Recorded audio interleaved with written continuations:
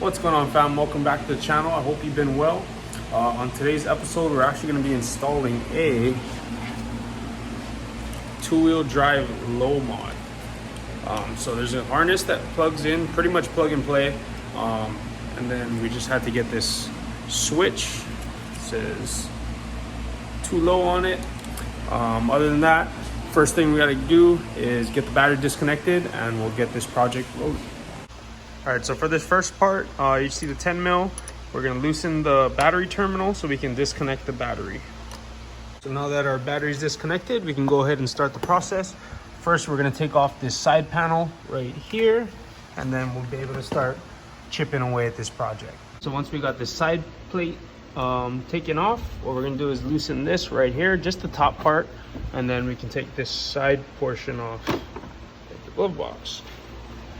That on the side. For the next step, we're gonna take off the 3 10mm bolts. So one's here, here, and then the last one is down there. Those 3 bolts are moved. They're gonna be taking off this plastic trim piece where the airbag is. Now that we have the airbag removed, we're gonna be taking off the Phillips head screws here to remove the glove box. After you get the glove box removed, after you take off the 5 Phillips head screws, you're gonna look over here. There's gonna be 2 plugs, one black one and then one white one. You take these out.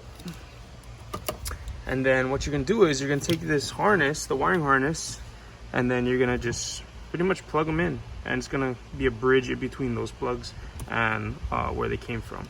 Now that we got the wiring harness all set up in here, what we're gonna do is start running our wire for the switch.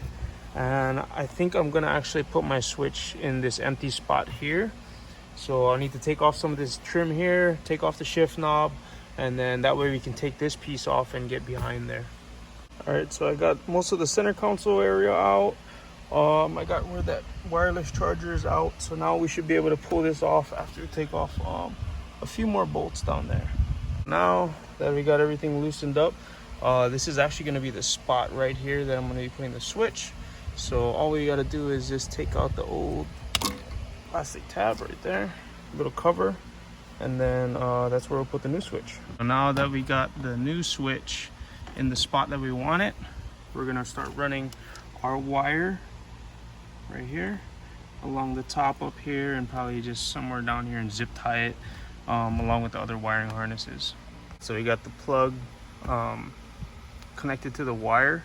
Then I have the wire running along the back over here along the other wire harness, and then I just got it secured with some zip ties over here. The excess, I had it in a little empty spot in the back over here, just so it's not in the way, and hopefully everything goes back together easy. And just got to make sure that we tuck this nicely back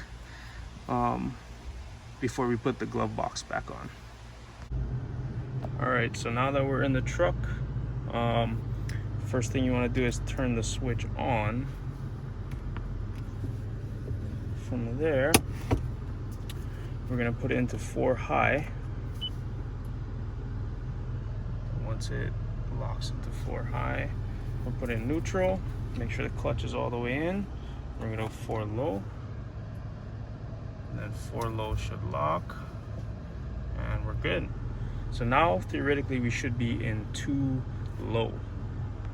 Okay, so now I'm gonna put it in first gear. There we go.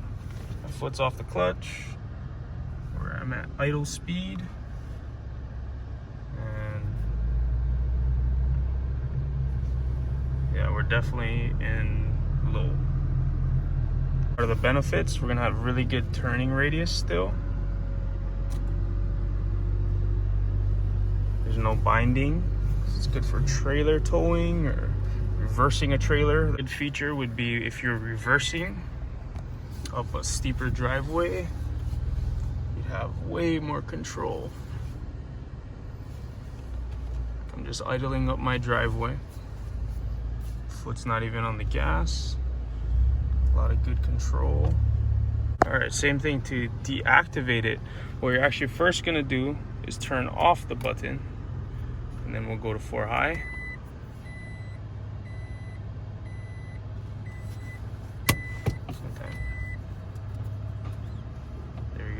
Now we're in 4 high, and then back to 2-wheel drive. and just like normal. So just like that, it's not too bad of an install. It took me roughly about an hour to do the whole thing. Going into it, I was a little nervous because I wasn't too sure. I'm not comfortable doing like a whole lot of electrical stuff. But if you do get the kit, I'll leave a link in the description down below, as well as the instructions, and it has some pictures that I followed on Tacoma World. Other than that, it's super straightforward. Just take your time taking off all the plastic pieces. Don't break any clips. Make sure you unscrew all the bolts.